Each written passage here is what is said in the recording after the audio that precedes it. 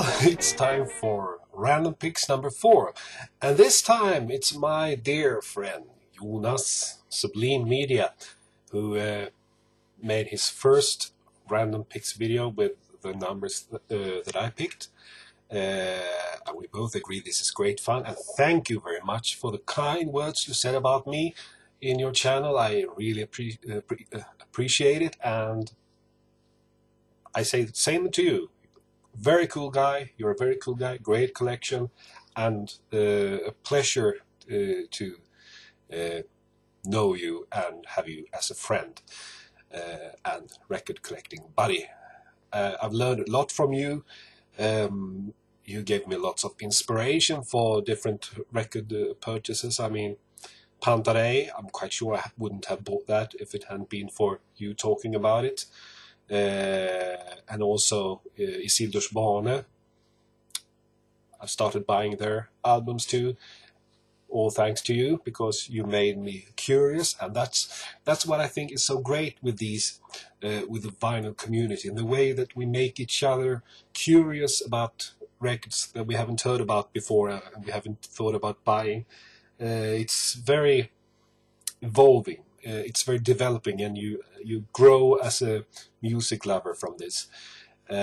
So, got a note here with your numbers. I saw them today when I got back from work, when I started recording the video for Rob, and I picked these 5 different albums.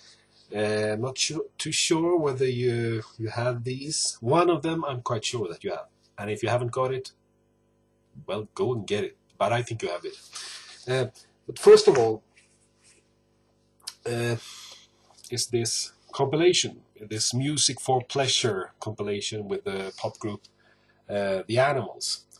And it's a quite worn issue, and I'm quite sure that I bought this for probably nothing at a local charity shop, for almost nothing, because I wouldn't buy a record that is in VG condition. And also his Music for Pleasure isn't the most exciting label, but it sounds quite good, even though it's not in the best condition, and it has this familiar red and black MFP label. It's a Swedish pressing, or the LP, the actual record is a Swedish pressing. But I think the sleeve is made of Garrett and Lofthouse, so it's British. Anyway, it's a good compilation. It has their most famous songs. I'm not a great fan of the Animals, but the most of Animals, as it's called. I found this for nothing, and it's okay. Not one of the essential records in my collection, and I haven't got anything else by The Animals. I haven't got any original albums by them. Okay, well, time for the first artist in these Random Picks videos to make a second appearance. And the funny thing is, it's not that... I'm quite surprised, because it's not one of the artists that I have that many records with, but it's the Danish violinist Sven Asmussen. And it's a LP that he made together with the Swedish singer Alice Babs. And both of them played together back in the 1940s, and they played together in Swedanes in the late 50s, early 60s. And they made this comeback show together in 1972. It's recorded at Berns Salonger, which is a very famous historical restaurant and stage where most artists worth mentioning from Sweden have played at one time in their career. And also they have the great Swedish vibes player Lars Erstrand, and also the fantastic and in Sweden very popular bass player Red Mitchell. This is an issue on RCA Victor. Recording is from 1972, and I guess the actual album is from the very same year. Yeah, it's from 1972, and it has this quite normal orange RCA Victor label. It's in very good condition, and it's a great show. I mean, he's a great musician and a great entertainer. He's very funny too, and she's a great singer. So that it's not that you don't really say wow when you listen to it, but it's very pleasant and it's very good. I especially admire Sven Asmussen's musicianship, and I hope that he will still be with us for some more years. He's a very old man today, and Alice Babs is still with us. I think she's 88 or something like that, so I hope they are healthy and that they feel well. It's not that many years ago since they both were performing, not together but apart. Anyway, so the first artist that made a second appearance in these Random Picks videos is the Danish jazz violinist Sven Asmussen, and that was a bit unexpected because I don't have that many Sven Asmussen records in my collection. Alright, over to the record that I'm quite sure that you have, because it's a very famous record. Weather Report by Heavy Weather by Weather Report, and it's of course Weather Report's most famous album. It contains their most famous track as well, Birdland. I first heard of Birdland, I heard it the wrong way of course, because I heard the vocal group Manhattan Transfer, their version, their interpretation of Birdland. Some of the Weather Report fanatics think it's awful, but I think it's very good. It's the same kind of musicianship that they show by playing their instruments. The same kind of musicianship the Manhattan Transfer show with their voices.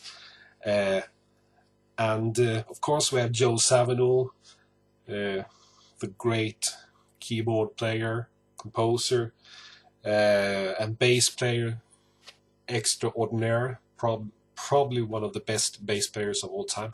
People say it so often, so it becomes a bit, oh, we've heard that already. Jaco Pastorius died way too early. Joe Zawinul has left us too. And also, of course, the great saxophone player Wayne Shorter. This is actually one of the very few albums, maybe even the only one, that I have on 3 different formats. I first got this on CD in the 1990s. I got this on LP a couple of years ago, and also have had this on cassette.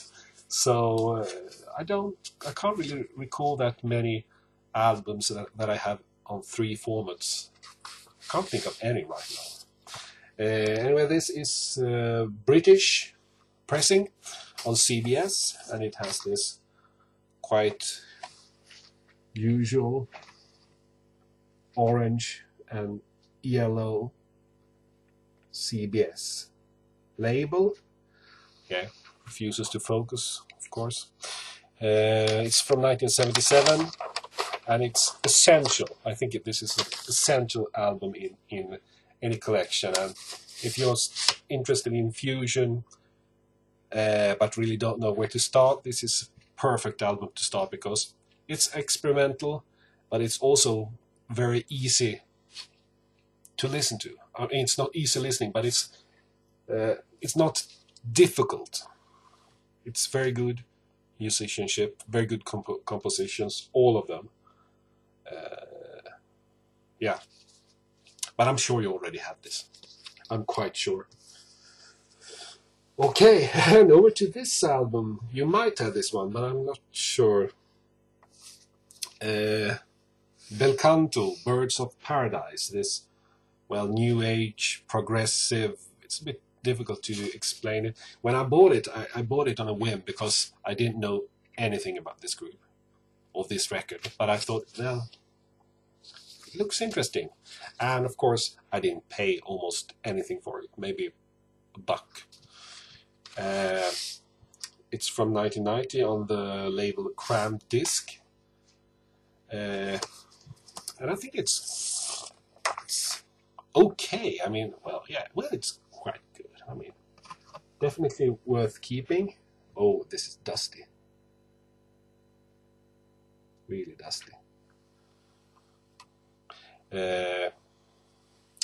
But I'll clean it the next time I play it. Definitely worth keeping, and good songs, good lyrics, good musicianships, and good vocals. By the vocalist, what's her name again? It says just this A-N-D here, but I know I've read her name anywhere. Well, anyway, very good record. Bel Canto, Birds of Passage. Definitely worth keeping if you find it. Oh, and this last one, I'm quite sure you don't have it. I'm so happy that some of the dance band records actually turn up in these picks. This is an LP, very handsome fellows. Magnus Quintet med Lars Wallefeld. It's an early LP, it's from 1967, and it was quite... not that many Swedish orchestras were able to make LPs back in 1967. It has this beautiful Philips label. This group was very popular in the 60s, and they had many changes in personnel, and they kept on playing in the 70s. And in the 70s, they had for a short while a great singer called Claes Hernborg, and they made a couple of very good country albums. Country albums that actually doesn't sound like Swedish dance band. It sounds more like real American country. Lots of Chris Christopherson covers. This isn't one of them. This is... well, there are some original Swedish tunes, but also lots of covers with Swedish lyrics, like You Won't Be Leaving, When the Swallows Come Back to Capistrano. Easy listening, but done with heart and well played. And one funny thing about this quite rare album with this group that's quite sought after on vinyl today by collectors. One funny thing is they stopped playing together, I think, 80s, but they have got back together now and then. I saw them on TV maybe 15 years ago. After that, their guitar player, one of the best Swedish steel guitar players, Bernt Gustafsson, has passed away. But a couple of years ago, they actually got back together, almost the same gang as back in the 60s. Now, group of older gentlemen to start touring and playing together again. I think that's so cool. So cool. I really admire that. These old guys, or these young guys, many years later when they're old guys thinking, well, let's start playing together again. Let's have fun, like the old times. And they also, I think they issued a DVD with the live concert that they made. So cheers to Magnus Quintet. They have my deepest respect. Right. Well, those were the 5 picks made by Jonas. Hope somebody found it slightly interesting. Bye-bye.